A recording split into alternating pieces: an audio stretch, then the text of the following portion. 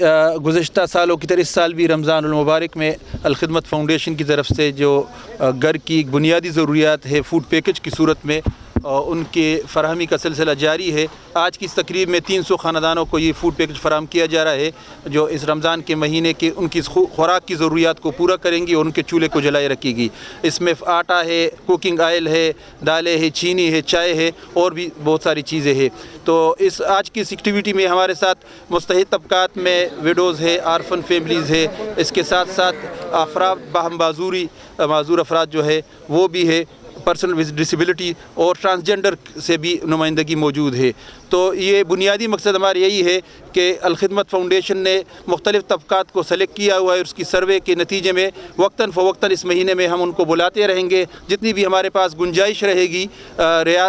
Donors کی طرف سے، ہم یہ کوشش کریں گے کہ ان کو ایک باعزت طریقے سے یہ جو بنیادی آئٹمز ہے گھر کی ضرورت کے خوراک کے ان کو فراہم کیا جائے، اور یہ کام الخدمت فاؤنڈیشن رمضان کے آخر تک اس کو چلائے رکھے گی۔